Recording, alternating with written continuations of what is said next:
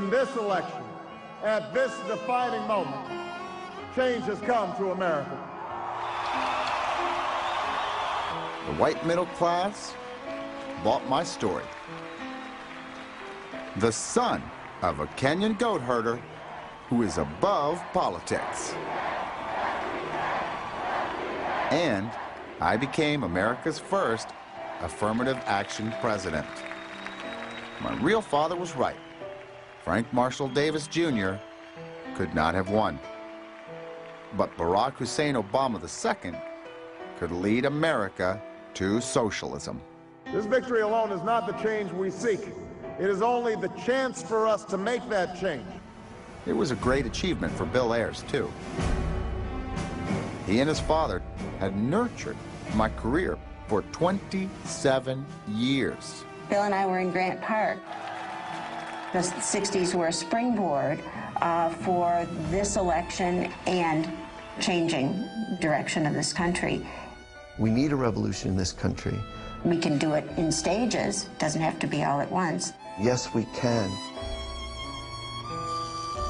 I immediately took steps to replace American capitalism with socialism. Real and lasting change for generations to come. I didn't announce any ideological plan, just problem solving. First up, I signed the stimulus bill, written by the Apollo Alliance. 2 other members of the Weather Underground were charged with possession of explosives. Jeffrey Jones and Eleanor Raskin were picked up in a raid that followed the Brinks robbery.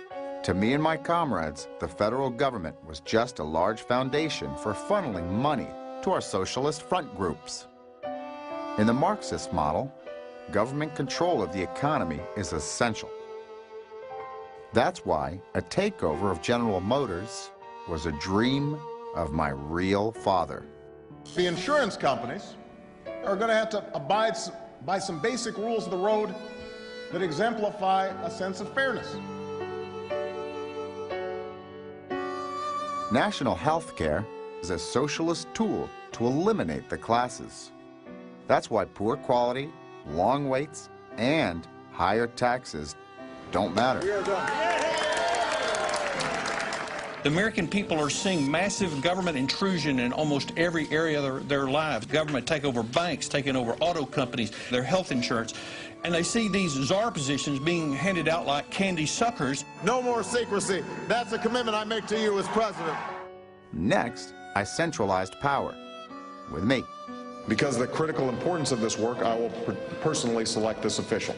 The cabinet was just a smokescreen to obscure my czars, the shady characters who answered only to me. No, we're going to change the whole system. We're going to change the whole thing. And this official will have my full support and regular access to me.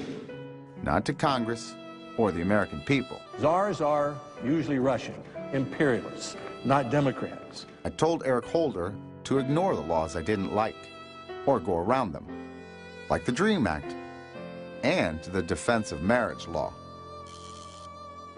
Already, this oil spill is the worst environmental disaster America has ever faced. I used the BP pipeline break in the Gulf to redistribute wealth. We will make BP pay for the damage their company has caused. To nationalize energy, I used green jobs and cap and trade.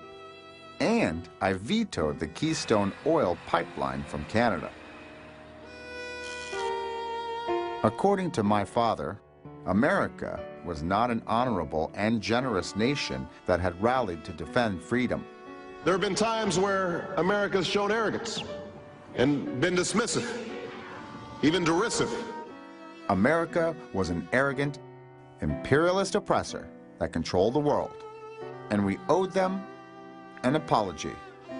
We've at times been disengaged, and at times we've sought to dictate our terms. Adjusting how the United States thinks of itself in the world. That's, to me, an enormous thing. With a father from Kenya, a mother from Kansas, and a story that... Of course, I could not release my real birth certificate. With father unknown, the entire foundation of my political career, the Kenyan father fairy tale, would be revealed as a fraud.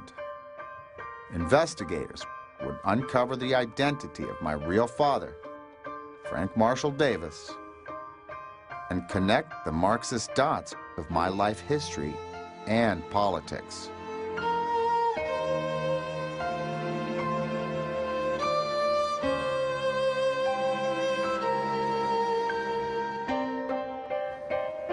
The birthers were on a fool's errand. They were asking the wrong question. Instead of, where's the birth certificate? They should have been asking, who's the real father?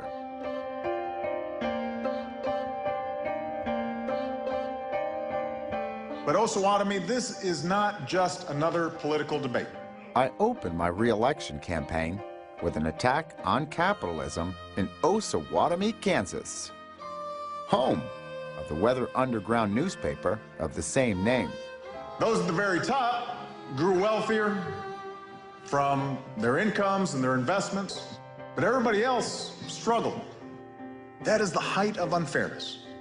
Take it then from the carelessness of the money drunk. Now, this kind of inequality we haven't seen since the Great Depression. Place it in the reaching hands of the little people. There are millions of working families in this country who are now forced to take their children to food banks for a decent meal. The free market, it doesn't work. It has never worked. It's also why a recent study showed that countries with less inequality tend to have stronger and steadier economic growth over the long run. This isn't about class warfare. My re-election strategy is to polarize the nation across class lines. We can either settle for a country where a shrinking number of people do really well. Tightening tentacles of the reaching corporations. Or we can build a nation where everybody gets a fair shot and everybody plays by the same rules. This is Ron Jones, a Philadelphia area voter. Ron, what are people saying about the excitement of voting in this particular election? It's time for change, man. Decided to come back and vote a couple times. I think that's against the law, but it's okay. We're recruiting and training Latino organizers. We're holding Latino voter registration drives across America. In my next term, like my real father, I will support turning millions of illegal aliens into U.S. citizens. And together, we are not just going to win this election, we will transform this nation. Si se puede. Working class whites might not go along again with my plans so easily. As Abraham Lincoln said, you can't fool all of the people all of the time. So I'm relying on a minority coalition to win re-election. Those receiving free government handouts, racial voting blocs, government workers, union members, and white liberals. This month, we're announcing the 2012 launch of African Americans for Obama. Because I won't have to worry about putting gas in my car. I won't have to worry about paying my mortgage. If I help him, he's going to help me. Obama needs us, Acorn. But we need Obama, don't we? With increased funding for Acorn's network, I will make sure that America finances a war against itself. We're going to do over 2 million voters. These foot soldiers can never be stopped. Acorn united will never be defeated. Acorn unidos jamás serán vencidos. If one front group is shut down, its members will just slither over to another one. And like my real father, I'll blame Congress to get more support. My father was a foreign student, born and raised in a small village in Kenya. He grew up herding goats. I bamboozled gullible, middle-class America with a laughable illusion that I was the son of a Kenyan goat herder who stood above politics.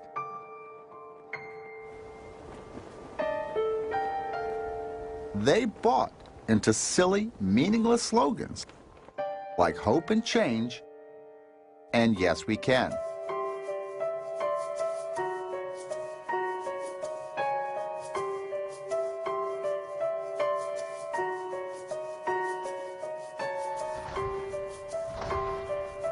My smile was the Trojan horse, unleashing a deadly Marxist agenda upon the middle class. Where my friends and I transfer wealth from successful businesses to failing union enterprises, and taxpayer money is given to irresponsible individuals. The big banks should increase access to refinancing opportunities to borrowers who haven't yet benefited from historically low interest rates. This is a make or break moment for the middle class and for all those who are fighting to get into the middle class. To us, the middle class are merely pawns.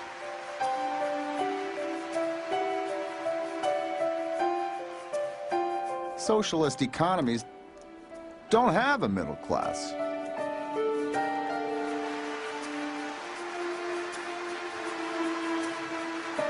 Heavily taxed, the middle class's health care will be given away to the poor and illegals.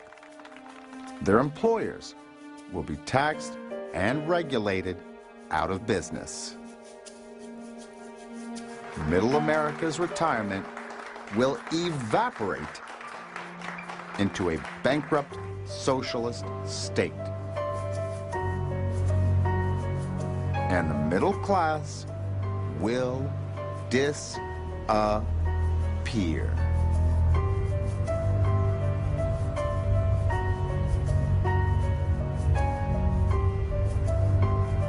America will have just one lower class. Political elites will run the government and control the wealth.